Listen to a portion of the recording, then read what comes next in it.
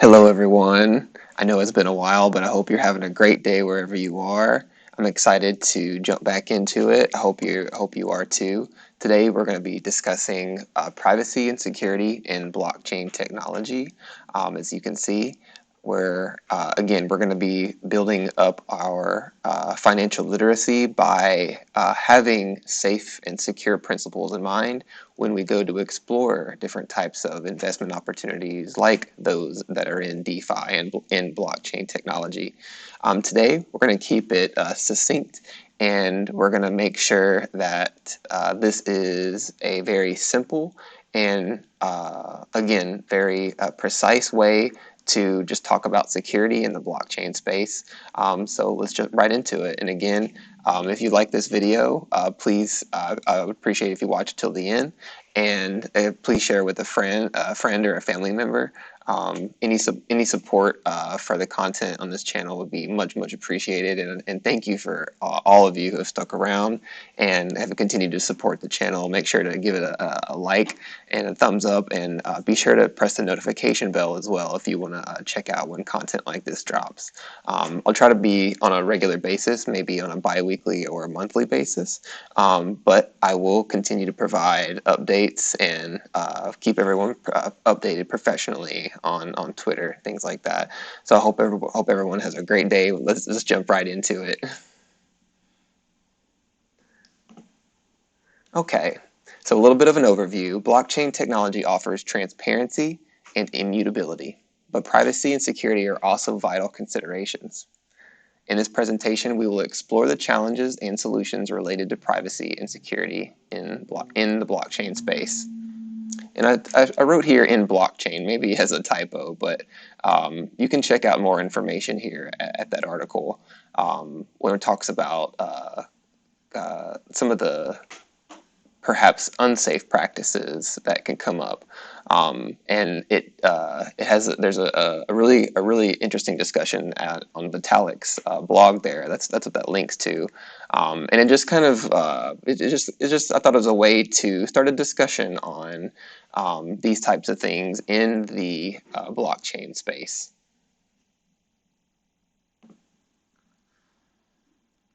So here are just a couple of things you may have seen in just your regular day-to-day interacting with consumer apps, things like that. When you need to lock down or you have a privacy challenge, public blockchains are inherently transparent, exposing transaction details to all participants. Privacy concerns arise when sensitive data is shared or mismanaged, posing risk to individuals or businesses. And I included these screenshots to kind of give just a very a safe introduction to how you can start securing some of the credentials that you use every day. So these are just very user-friendly. The left is, I believe, the Microsoft Authenticator. Or excuse me, yeah, the two left screenshots is a Microsoft Authenticator, and the one on the right side is the Google Authenticator, and a way for you to safely log in and secure your credentials even after you put in your password.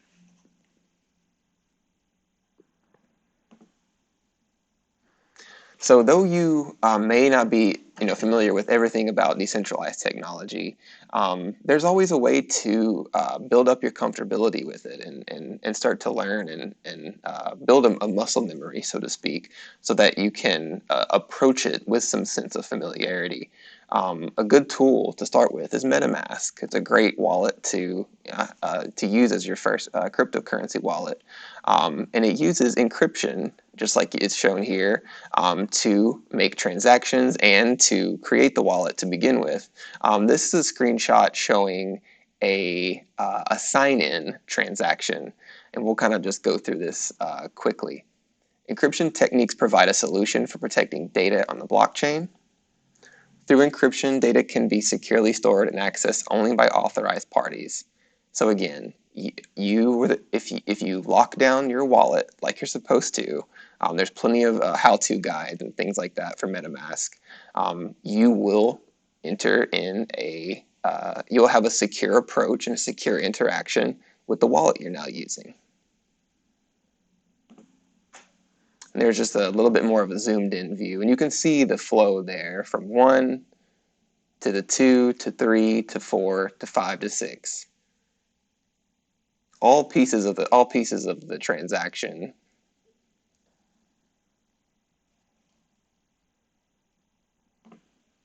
So next, this one's a little bit more in depth. Here, this is a type of technology. It's called zero-knowledge proofs. Zero-knowledge proofs allow for the validation of a statement without revealing the underlying data. This technology enables privacy-preserving transactions and authentication mechanisms on the blockchain. And to quote from the Ethereum.org, zero-knowledge rollups are layer 2 scaling solutions that increase throughput on the Ethereum mainnet by moving computation and state storage off-chain. ZK rollups can process thousands of transactions in a batch, and then only post some minimal summary data to mainnet. This summary data defines the changes that should be made to the Ethereum state and some cryptographic proof that those changes are correct. And again, this is another type of technology that introduces another security mechanism into the space. So here's just a couple of bullet points on some of the privacy enhancements in Ethereum. Ethereum incorporates privacy enhancing features to protect sensitive data. Referencing Ethereum.org's documentation on smart contract security, we can explore techniques such as state channels, private transactions, and secure multi-party computation.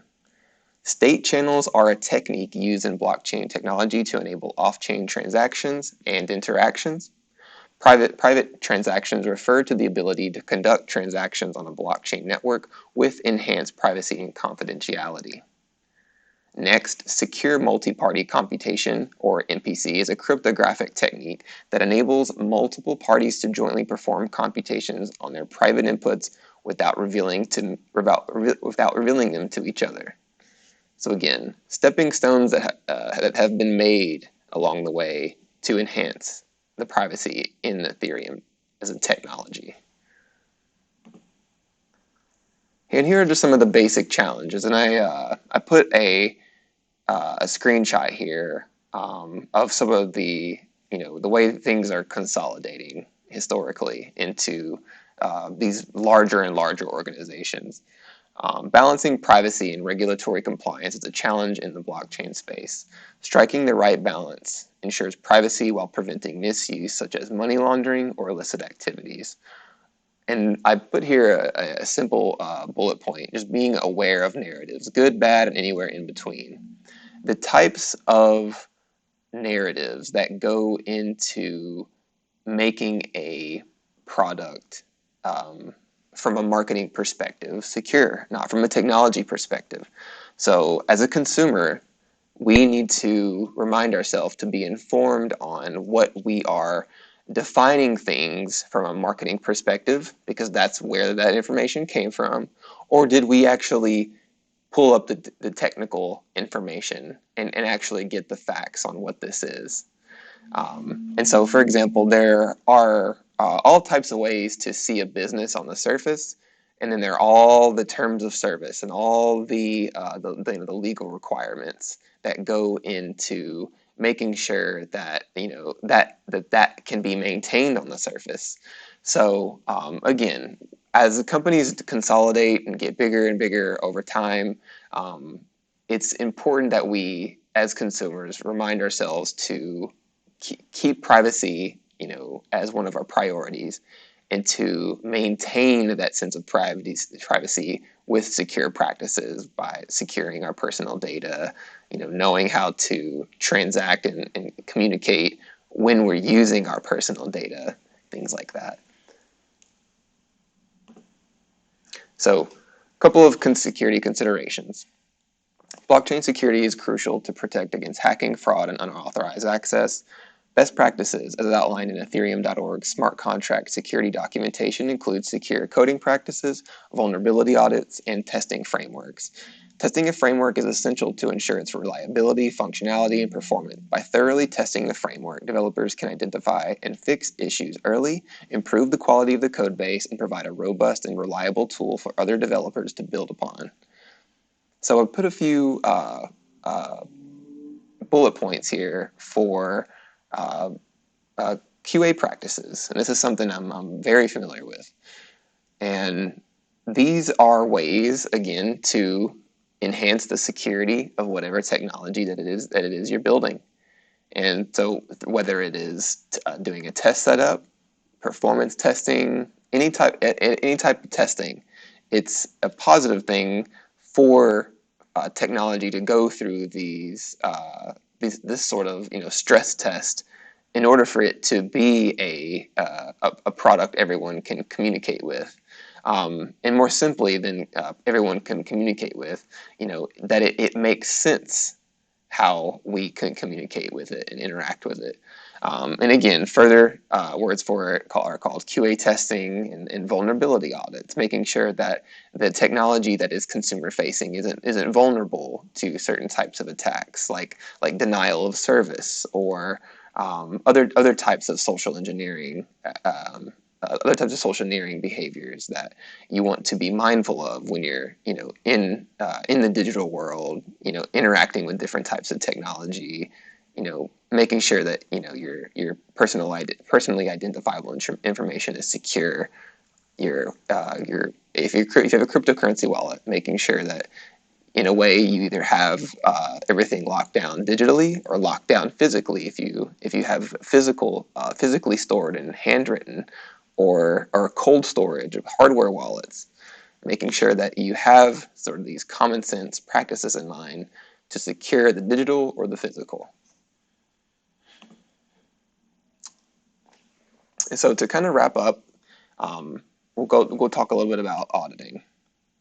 These smart contracts are what make up Ethereum. Smart contracts require rigorous auditing to identify potential vulnerabilities and security flaws. Following the guidance provided by Ethereum.org, developers should engage in third-party audits and utilize security tools to ensure the robustness of their contracts. A vulnerability audit, also known as a security audit or code audit, is a systematic review of a software application system or code base to identify potential security vulnerabilities and weaknesses. Example: Uniswap used the Trail of Bits, and they're a well-known security research and consulting firm that conducts comprehensive vulnerability audits. And everyone can look this up. They have a very robust website where they define a lot of their services and features. And lastly, here are a couple of permission blockchains. Permission blockchains restrict access to authorized participants, enhancing privacy and security. While Ethereum is primarily a public blockchain, there are variations such as private or consortium networks that cater to specific use cases requiring controlled access. And in a lot of cases, this is what we call a centralized type of technology. Not everybody can interact with it. It's not a democratic type of technology.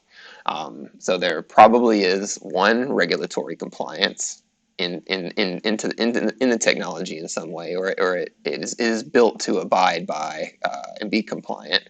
It's centralized, and there are a few examples there that I'll let you guys look up if you want to take a deep dive into those.